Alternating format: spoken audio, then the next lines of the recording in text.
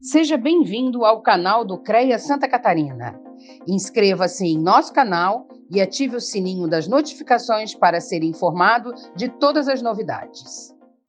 A internet hoje apresenta ou disponibiliza centenas de manuais e tutoriais de como precificar serviços, inclusive serviços de engenharia. A maioria desses manuais ou tutoriais preocupa-se no como fazer a precificação. Mas o como precificar é a parte mais fácil do processo. A nossa preocupação é o porquê, com base em quê, utilizando quais parâmetros, sustentando a precificação em quais pressupostos. Entender essas coisas, entender o porquê estamos fazendo a precificação com base nisso ou naquilo, ajuda a garantir ao profissional a segurança e a autoconfiança necessárias para sustentar, depois, uma negociação desse serviço. Nesse episódio, nós vamos falar de um tema muito importante, a precificação de serviços de engenharia. Vamos falar dos pressupostos da precificação, dos principais problemas encontrados nos modelos tradicionais de precificação e num modelo de precificação baseado no valor dos serviços prestados. Por conta disso, pela quantidade de conteúdo, esse episódio terá de ser dividido em duas partes. Portanto, não deixe de ver também a segunda parte, na qual nós vamos apresentar o novo modelo de precificação. Seja bem-vindo à primeira parte do episódio número 15 da série Primeiros Passos no Exercício Profissional do CREA Santa Catarina.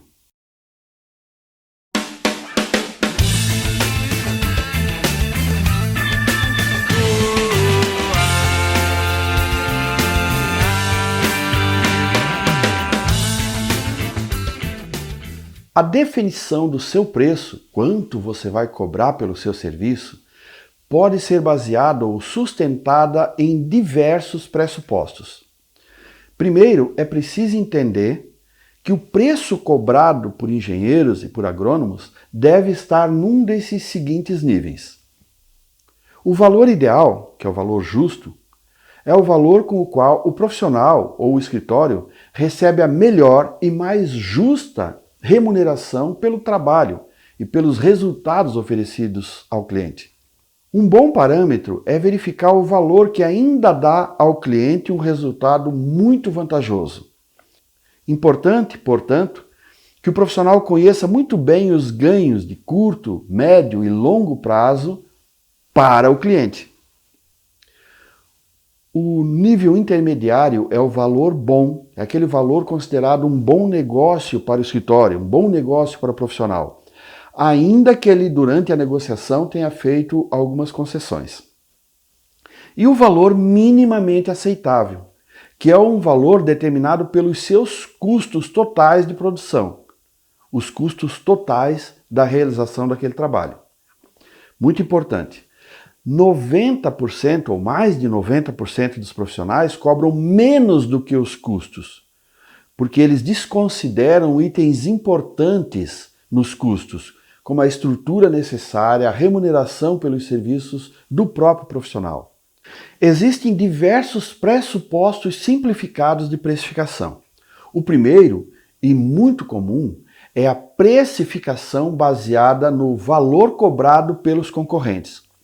Nesse caso, o profissional determina o seu preço de acordo com o valor que os concorrentes estão cobrando, sem nenhuma outra consideração. Esse pressuposto de precificação não é de todo errado.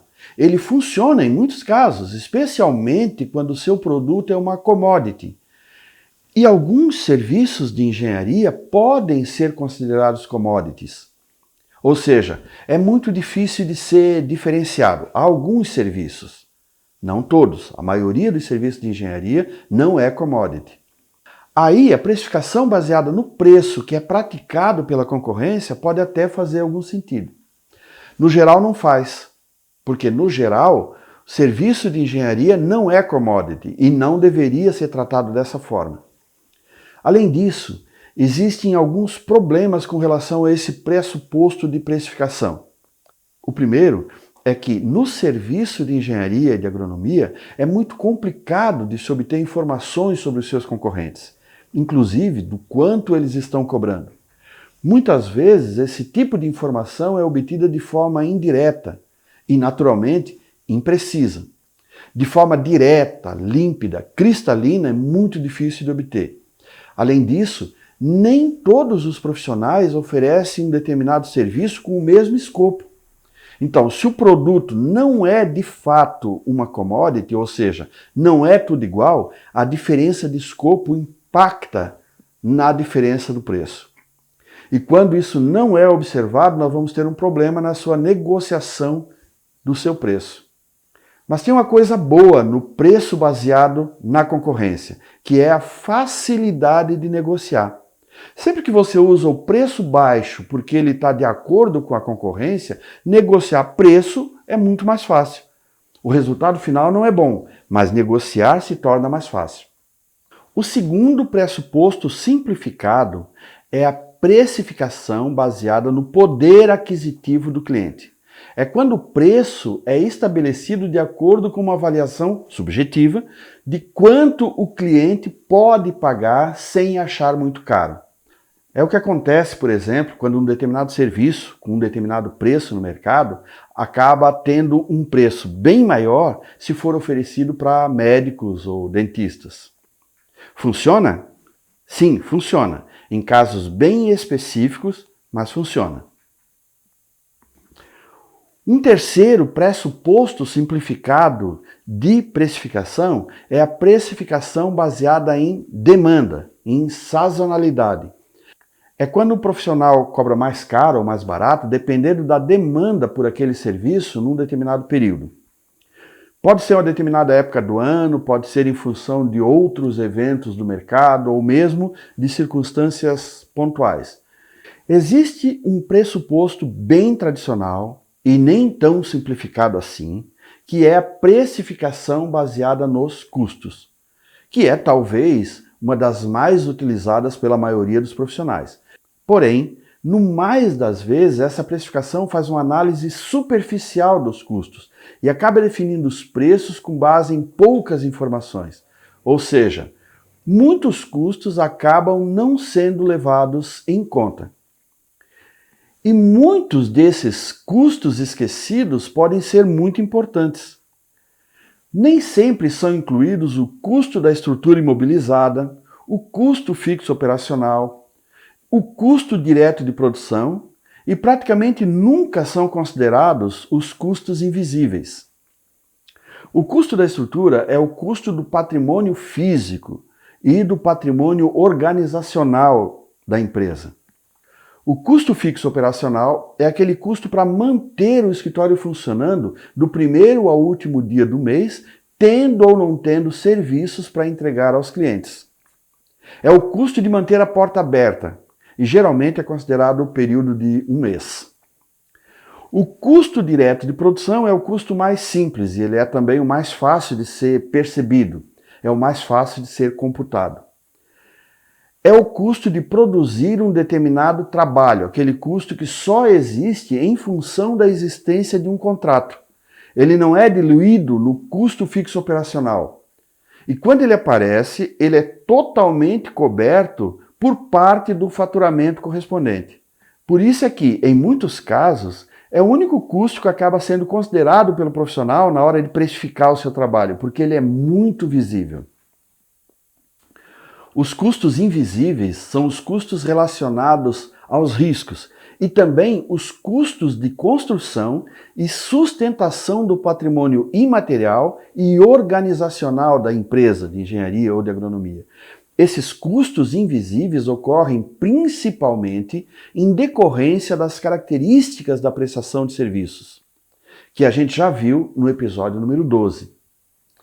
Nós vimos lá que a prestação de serviços, e particularmente a prestação de serviços de engenharia e de agronomia, possuem algumas características. E que essas características impactam a gestão, a produção e principalmente o marketing desses serviços. Os serviços, de uma maneira geral, possuem 6 características: a intangibilidade, a inseparabilidade, a variabilidade, a inarmazenabilidade, a improtegibilidade e a precificação subjetiva. Já os serviços de engenharia, além dessas 6 características, ainda estão sujeitos a outras 4 muito importantes. Eles são produtos de consumo restrito, são produtos com alto componente intelectual, são produtos intermediários, não são produtos finais, e são produtos cujas vantagens e benefícios não são evidentes aos clientes.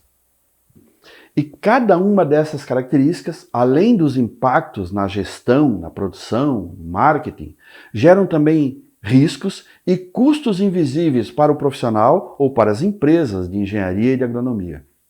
Uma coisa importante, para entender melhor o que é apresentado aqui neste quadro, você precisa rever e entender direitinho o que foi explicado lá no vídeo 12. A intangibilidade gera custos invisíveis de construção e manutenção da credibilidade. Como vimos, a credibilidade é um recurso time dependent, ou seja, leva muito tempo para ser conquistada e, via de regra, custa alguns sacrifícios e renúncias. A inseparabilidade e a variabilidade, que são características próximas, geram riscos de ter de alterar ou refazer o trabalho durante o processo. Este retrabalho não pode ser considerado como um imprevisto nos serviços de engenharia, uma vez que é muito comum o cliente alterar o escopo do trabalho durante o processo. É preciso, portanto, ter uma previsão desse custo. A inarmazenabilidade gera dificuldade para ajustar a capacidade de produção do escritório, já que não existe a possibilidade de produzir em tempos de ausência de demanda. A improtegibilidade gera ausência de ganhos diretos pela inovação, via reserva de mercado. Os custos de inovação, que devem ser permanentes, precisam ser absorvidas pelos primeiros clientes que se beneficiam do serviço. A precificação subjetiva gera custos para o desenvolvimento de diferenciais competitivos, o que, como já vimos, é extremamente trabalhoso e muitas vezes caro. O fato de o serviço de engenharia ser um produto de consumo restrito gera custos para a conquista contínua de novos clientes, já que não é comum, embora aconteça eventualmente, que um escritório sobreviva e cresça apenas com clientes que já conquistou no passado. O fato de ser um produto com alto componente intelectual gera custos dos mecanismos de convencimento, já que as negociações tendem a ser mais demoradas e demandam recursos didáticos por parte do profissional. O fato de ser um produto intermediário gera um custo de ampliação do escopo.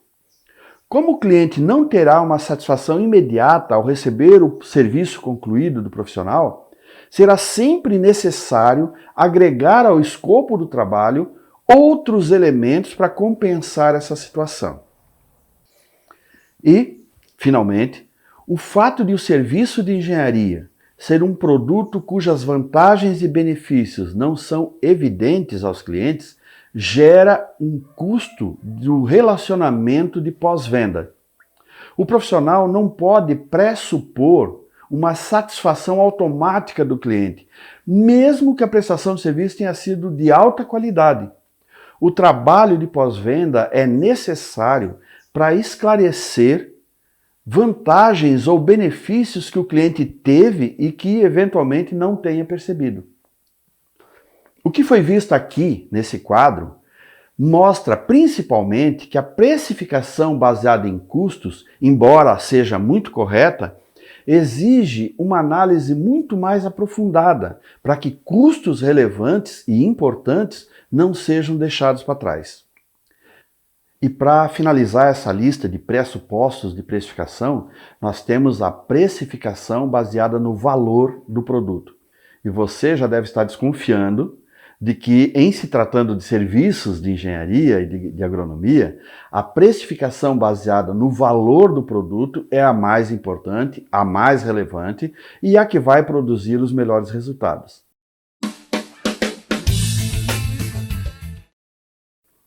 É sempre importante lembrar que quando a gente fala de valor ou de precificação baseada em valor, o termo valor está vinculado à percepção do cliente. Não é o fornecedor, não é o engenheiro, não é o agrônomo que determina se ele tem valor ou não tem. O produto tem valor se o cliente percebe valor naquele produto. Portanto, todas as questões que devem ser levadas em conta na hora de fazer a precificação baseada no valor estão vinculadas à percepção que os clientes têm. E é possível saber se o produto tem valor potencial para os clientes fazendo algumas perguntas. A primeira coisa que você tem de se perguntar é quanto custa para o cliente não contratar o seu serviço. Observe que na maioria dos casos os clientes querem saber quanto custa contratar um engenheiro. E eu vou repetir o que eu digo sempre. A pergunta certa é quanto custa não contratar um engenheiro? Quanto o cliente poderá ter de prejuízo? Quanto ele poderá perder se ele não contratar um engenheiro? Ou ainda, se ele não contratar especificamente o seu escritório? Você deve estudar o cliente, estudar a operação do cliente, estudar o que é importante para o cliente e saber se em não contratando o seu serviço, ele vai ter prejuízos de dias parados, retrabalho, perda de matéria-prima, processos, multas, enfim. Quais são os problemas que o cliente pode vir a ter caso não contrate o seu serviço? Se você tiver uma lista dessas questões, você pode colocar isso na mesa de negociação e você estará ampliando o valor do seu produto na mente do cliente, na percepção do cliente. O segundo aspecto que você pode converter em valor para o seu produto, e portanto a segunda pergunta que você deve se fazer é quanto o seu trabalho gera em economia para o cliente? Veja, primeiro você perguntou quanto é que ele perde se não te contratar. Agora você pergunta quanto é que ele economiza contratando o seu serviço. E nós sabemos que quando alguém contrata o serviço de engenharia, ele normalmente economiza e economiza muito. Eu costumo dizer que serviço de engenharia sempre dá lucro para o cliente. O que você precisa fazer é estudar o cliente, como eu já disse, entender de que forma, em que momentos o seu trabalho produz para ele resultados positivos. Inclusive, a economia que possa ser avaliada e até quantificada financeiramente. Você sabe que um bom serviço de engenharia pode produzir rapidez na construção, pode reduzir os custos da mão de obra, reduzir os custos de manutenção ou protelar a manutenção para muito mais tarde. Pode aumentar a durabilidade, a eficiência, a efetividade na obra. Tudo isso é a economia que o cliente tem, resultado positivo que o cliente pode ter.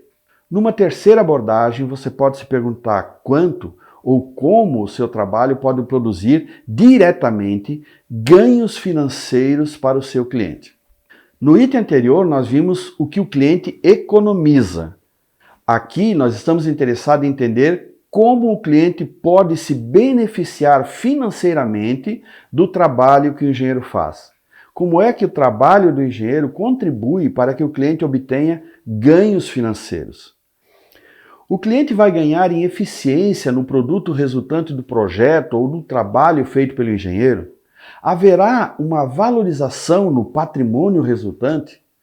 Haverá uma facilidade para a comercialização daquilo que foi construído? Eu sempre chamo atenção para o fato de que a valorização entregue pelo serviço do engenheiro numa obra de construção se dá em pelo menos nessas duas frentes. Ou o produto pode ser vendido por um valor maior do que as outras obras semelhantes feitas sem engenharia, ou ele pode ser vendido pelo mesmo preço das obras semelhantes, porém com muito mais rapidez. E isso é um benefício direto, um benefício financeiro direto causado, propiciado pelo trabalho de um bom engenheiro. E finalmente, na construção do valor para o seu trabalho, para o seu produto, há que se perguntar quanto o seu trabalho gera em status para o seu cliente. Quais são os ganhos simbólicos? como o seu trabalho contribui para que o cliente obtenha respeito, credibilidade, posição social. Isso vai se refletir no ganho em autoestima que o cliente pode ter no aumento ou na ampliação da sua rede de relacionamentos e também, e isso é muito importante, porque uma obra de engenharia é uma manifestação de crenças, de valores e de princípios. E se essas crenças, valores e princípios forem elevados e estiverem refletidos na obra que o cliente estiver construindo, e o engenheiro conseguir, com o seu trabalho, evidenciar esses valores, essas crenças, esses princípios, isso é um ganho simbólico importante para o cliente. E é um valor que está sendo agregado ao trabalho do engenheiro. Nós vimos então que a construção, a percepção do valor do seu trabalho na mente do cliente permite a precificação baseada no valor do produto. Você pode continuar precificando baseado em custos, você pode continuar precificando baseado no preço cobrado pela concorrência, ou pode precificar baseado na sazonalidade. Evidentemente, eu recomendo a precificação baseada em valor, porque é o que resulta nos melhores preços e nos melhores negócios para você, engenheiro ou agrônomo. Até aqui nós falamos de pressupostos de precificação, que são extremamente importantes antes mesmo de iniciar a precificação propriamente dita. Agora nós vamos falar em modelos de precificação. E depois vamos apresentar um modelo de precificação desenvolvido especialmente para serviços de engenharia. Durante muitas décadas e até o final dos anos 1980, a precificação dos serviços de engenharia era absolutamente simplificada na base da precificação por metro quadrado. Simples assim. Com o crescimento da teoria dos stakeholders e com o advento da Lei de Defesa dos Direitos do Consumidor, esse quadro se transformou significativamente e muita coisa foi modificando dos anos 1990 para cá. Hoje existem centenas de modelos de precificação, alguns mais elaborados, outros nem tanto. Nós vamos apresentar aqui um desses modelos mais elaborados, que eu desenvolvi para os meus cursos e que depois foi publicado no meu livro Administração de Escritórios. Mas antes eu quero falar dos modelos tradicionais e simplificados de precificação que dominavam a cena até o final dos anos 1980 e que, felizmente, têm sido cada vez menos utilizados. Existe um modelo de precificação por metro quadrado, que eu sempre digo que é uma simplificação grosseira da realidade. Porque precificar apenas baseado no metro quadrado não é uma coisa que pode produzir um bom resultado. Hoje em dia, praticamente nenhum profissional utiliza o metro quadrado puro como modelo de precificação, sem considerar uma série de outros elementos ou fazer uma série de outras considerações. Isso, pelo menos, atenua um pouco o problema. Existe um modelo de precificação por homem-hora, existe um modelo de precificação por carga instalada para projetos elétricos, e existe um modelo de precificação muito esquisito, que é a precificação baseada no custo da obra, que é aquele modelo de precificação no qual, quanto mais o cliente gasta, mais o profissional recebe. O serviço do profissional é calculado como um percentual do valor que o cliente gasta na obra. Não faz nenhum sentido, mas fazer o quê? Todos esses modelos de precificação têm uma série de defeitos. E eu vou deixar aqui na descrição desse vídeo o link para um trecho do livro Administração de Escritórios, no qual esses problemas serão apresentados detalhadamente. Mas, como eu disse, felizmente, não são mais utilizados por muita gente. Não deixe de ver a segunda parte desse episódio, quando vamos apresentar o modelo de precificação especialmente desenvolvido para serviços de engenharia. Esse modelo é um pouco mais complexo e elaborado, mas com certeza corrige algumas distorções presentes nos modelos tradicionais. Até lá!